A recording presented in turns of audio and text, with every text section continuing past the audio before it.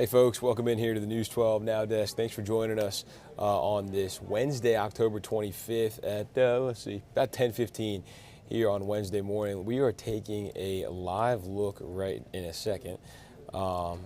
This is over at Fort Gordon, where they are doing a rehearsal for the renaming ceremony. Going to be going on over there this week. Going to be Friday. They'll have Fort Gordon renamed to Fort Eisenhower. So that's going to be happening later on in the week. So right now, just a practice run for that. We do have a crew there right now, so we will go ahead and tune in as they're just getting started here.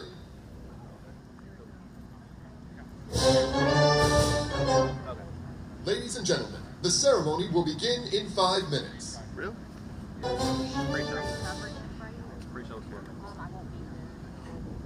Ladies and gentlemen, the ceremony will begin momentarily. Please take your seats. Please silence all electronic devices. You are reminded that only official photographers are permitted on and around the stage.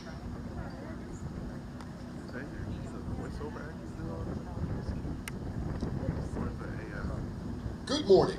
On behalf of the Commanding General of the United States Army Cyber Center of Excellence at Fort Gordon, Major General Paul T. Stanton, and the United States Army Cyber Center of Excellence at Fort Gordon Command Sergeant Major Michael K. Starrett, welcome to today's redesignation ceremony.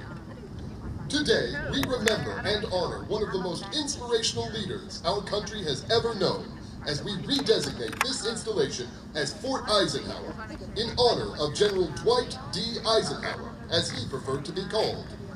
Once his time in the Oval Office was complete, President Eisenhower asked to be reactivated in the United States Army so he could again be called General Eisenhower.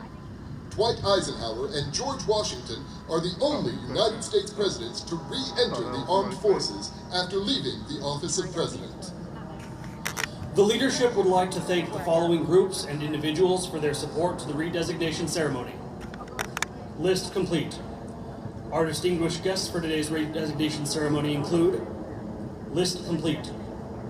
Master Sergeant Louis C. Graziano earned his 2 campaign battle stars, leading a platoon of communications specialists tasked to assure reliable means of command and control for the highest of command personnel.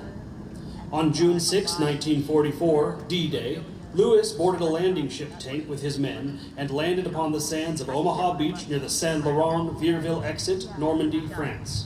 After serving bravely on the shores of Normandy, Louis advanced to the French city of Saint-Lô and then the city of Reims. Upon establishment of a command post within the heavily mined city, Louis was ordered to install General Eisenhower's phone line. This particular phone line was vital, not only for the general's real-time communication, but by installing it, he helped speed a timelier Allied victory. In Reims, General Eisenhower, U.S. General Walter Bedell Smith, and General Jodl of the German Army signed the Articles of Surrender, with French Major General Francois Chavez signing off as the official witness. With Louis in the room, the unconditional surrender of Germany was signed, officially ending the war. It is most likely that Louis is the last surviving witness to this historic event, and, coincidentally, Louis's niece is currently serving the U.S. Navy on board the USS Eisenhower. Ladies and gentlemen, please give a round of applause and welcome Mr. Louis Graziano and the Eisenhower family.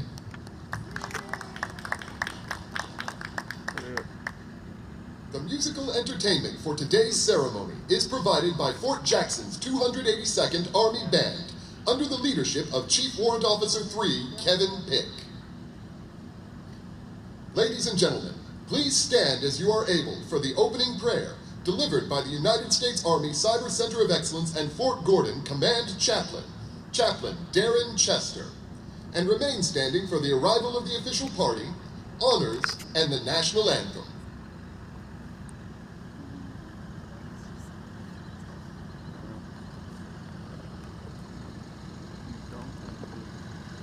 Good morning. I invite you to pray with me. Bow our heads. Prayer complete.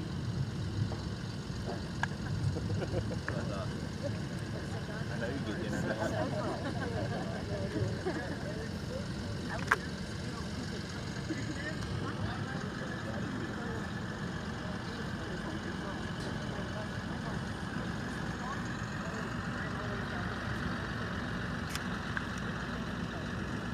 So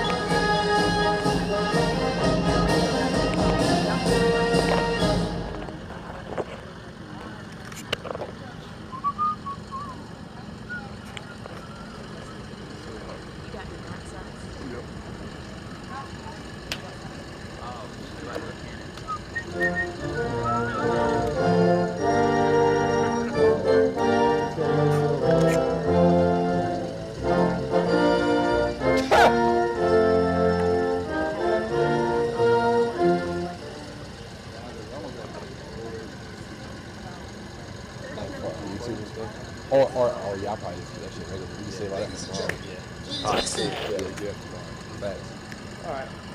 With the threat of war looming in the mid-1940s, U.S. Army officials began identifying sites suitable for division-level training. By 1941, a decision was made to acquire such an area near Augusta, Georgia, and the War Department established a $22 million contract to construct a new installation. During World War II, the 55,000-acre training site was temporary home to 3 divisions until they were sent to Europe, where they all served with distinction. From October 1943 to January 1945, Camp Gordon served as a prisoner of war camp for German and Italian captives. Following World War II, the military police school moved to Camp Gordon, and on 1 October, a Signal Corps training center was activated.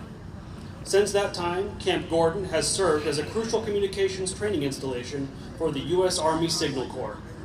The Korean War led to a major expansion of the Signal Corps Training Center, and in 1956, Camp Gordon was redesignated Fort Gordon.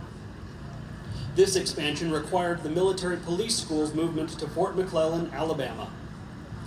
The post-Korea and Vietnam years found the Army revising to keep pace with rapid technological advances on the modern battlefield. In 1986, the United States Army Signal Corps Regiment was established, and Fort Gordon designated as the regimental home base. Still the home of the Signal Regiment, Fort Gordon also supports not only signal, but cyber, military intelligence, Defense Health Agency, and Army Material Command. With the increased need and use of cyber technology, this support made Fort Gordon the perfect location to consolidate the United States Army Cyber Center Command into one location. In March 2014, Fort Gordon was designated as the United States Army Cyber Center of Excellence. Today, Fort Gordon, soon to be Fort Eisenhower, remains a vital and premier center for training and operation of the complex communications that empower our military as it encounters our adversaries. The William M. Thornberry National Defense Authorization Act for fiscal year 2021 directed the establishment of a commission related to assigning, modifying, or removing of names, symbols, displays, monuments, and paraphernalia to assets of the Department of Defense that commemorate the Confederate States of America or any person who served voluntarily with the Confederate States of America.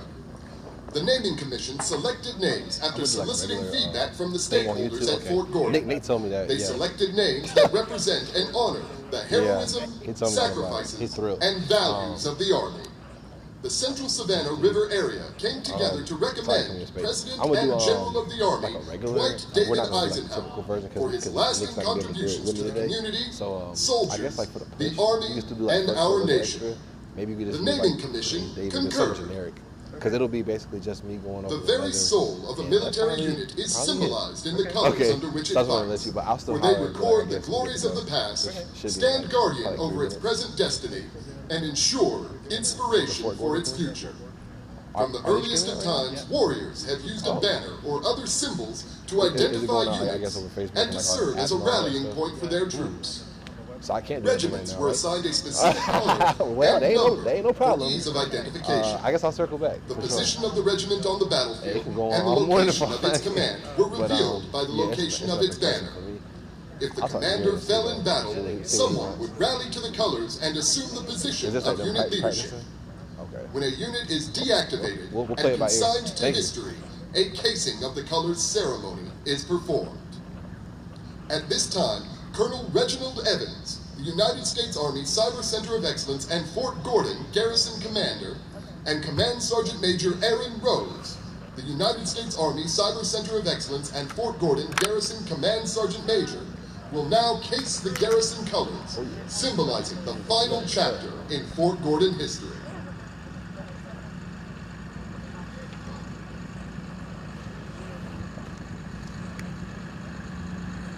The custodian of the colors, Master Sergeant Christopher Jackson, lowers the organizational colors, allowing the garrison commander and garrison command sergeant major to case them.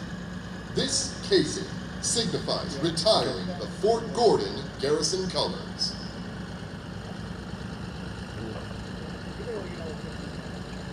Okay. So get ready for midday? Yeah.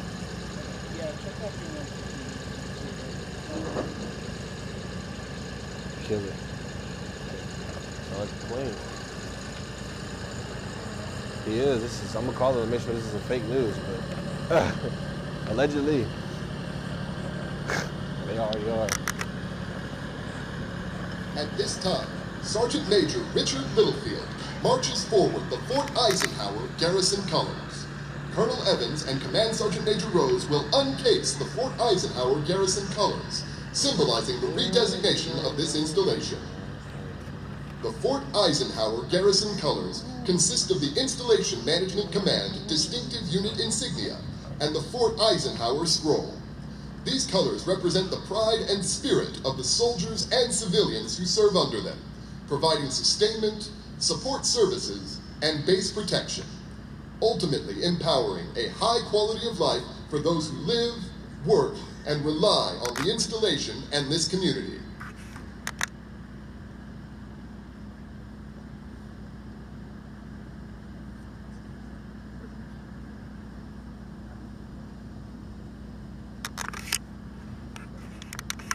Effective 27 October 2023, Fort Gordon, Installation Code 13055, is redesignated as Fort Eisenhower in accordance with Section 370 of the William M. Mack Thornberry National Defense Authorization Act for fiscal year 2021 and Army General Order 2023-20, signed the Honorable Christine E. Warmoth, Secretary of the Army.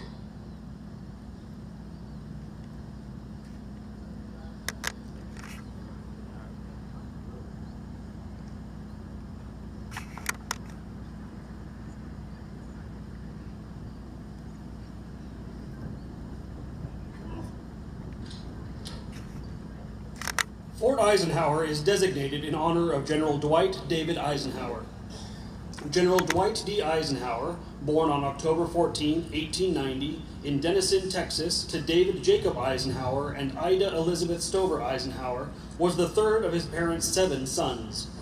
2 years after he graduated from high school, he landed an appointment at the United States Military Academy, where in 1915 he proudly graduated from West Point and was commissioned as a second lieutenant. After graduation, General Eisenhower moved from post to post throughout the Southeast, graduating first in his class at the Army's Command and General Staff School. 8 years later, General Eisenhower was promoted to Major General, soon after becoming the Commander-in-Chief of the Allied forces and leading Operation Torch, the Allied invasion of North Africa. On D-Day, General Eisenhower commanded the Allied forces in the Normandy invasion. In December of that year, he was promoted to 5-star general, and in 1945, after Germany's surrender, he was made military governor of the U.S. occupied zone. After returning home, he was appointed U.S. Army Chief of Staff, and ultimately accepted further appointment as the first Supreme Allied Commander of the North Atlantic Treaty Organization.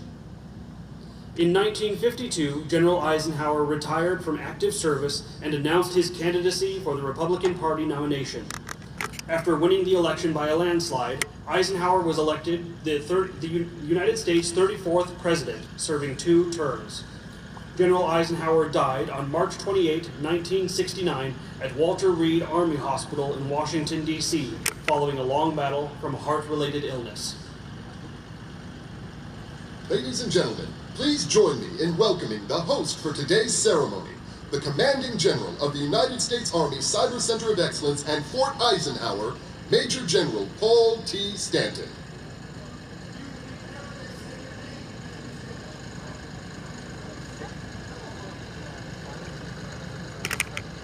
Remarks complete. Our next guest was sworn into office on May 27, 2021, as the 25th Secretary of the Army. As the civilian leader of the United States Army, she oversees the service's $185 billion budget and is responsible for decisions impacting nearly 1 million active, Guard, and Reserve soldiers and more than 330,000 Army civilians. She has worked on defense and national security policy for more than 25 years as both a career civilian and as a presidential appointee. She was the Undersecretary of Defense for Policy from 2014 to 2016 and previously served as Deputy Undersecretary of Defense for Strategy, Plans, and Forces. During President Barack Obama's first term, Ms. Wormuth served as Principal Deputy Assistant Secretary for Homeland Defense and as a Special Assistant to the President and Senior Director for Defense at the National Security Council.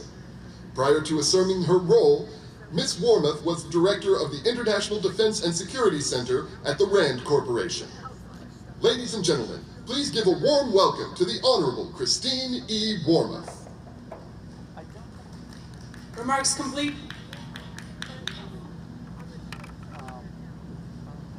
It is now my pleasure to introduce our next guest. She is well known for her work as a policy analyst, essayist, op-ed writer, biographer, and editor. She has provided analysis for many major news channels and programs and provided narration on military documentaries. She founded the Eisenhower Group Incorporated, which has provided strategic counsel on business development, public affairs, and communications projects. She served as a member of 3 Blue Ribbon Commissions for the Department of Energy, and in 1998 was appointed to the National Academy of Sciences Standing Committee. Today, she serves on several charitable and corporate advisory boards. Ladies and gentlemen, please give a warm welcome to Miss Susan Eisenhower. Remarks complete. Right. Thank you to our distinguished host and guests for your contributions to the ceremony. Now, ladies and gentlemen, please direct your attention to the screens on the field. The 2023 Fort Eisenhower Army Non-Commissioned Officer of the Year, Sergeant First Class Robert Strong. The Air Force Non-Commissioned Officer of the Year, Tech Sergeant Jasmine Stewart. The Navy Non-Commissioned Officer of the Year, Chief Petty Officer Molly Erickson. And the Marine Non-Commissioned Officer of the Year, Corporal Blaze Fleeman. Prepare to unveil the new Fort Eisenhower signs at our main and McKenna gates. May I ask everyone to please join me in the countdown from 5, 4, 3, 2, 1.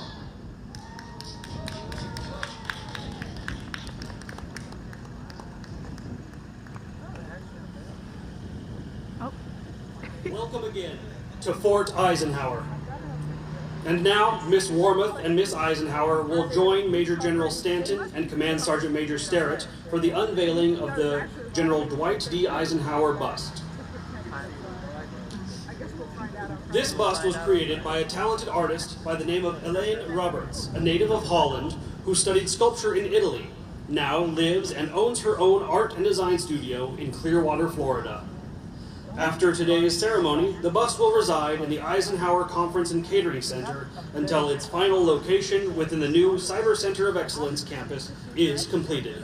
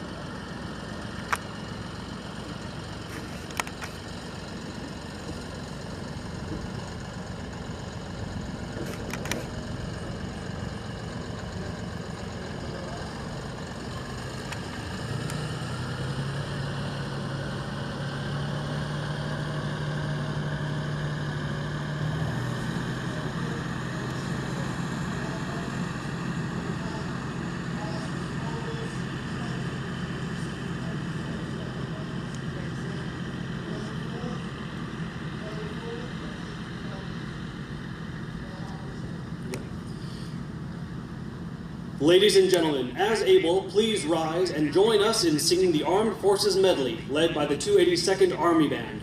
And we ask you to remain standing for the departure of the official party.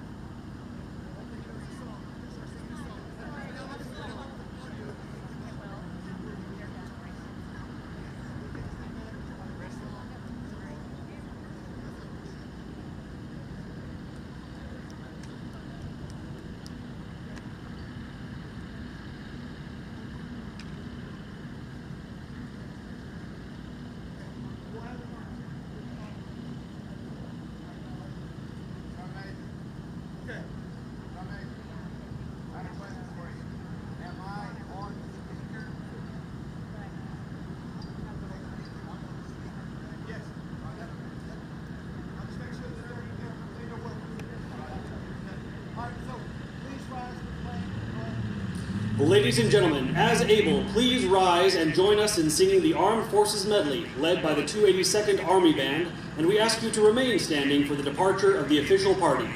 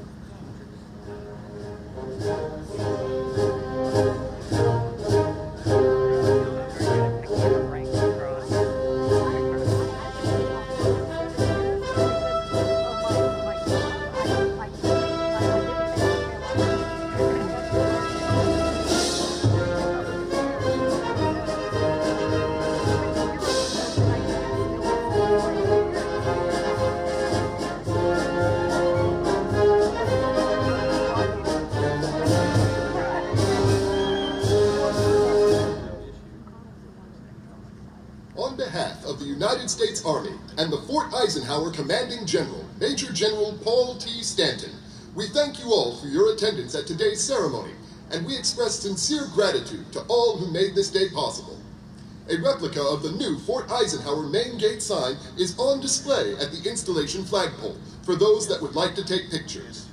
Thank you again for being a part of this historic occasion. May we continue to honor the legacy of General Dwight D. Eisenhower and the Army as we move forward as Fort Eisenhower. Forge and project power. Victory starts here. Be all you can be.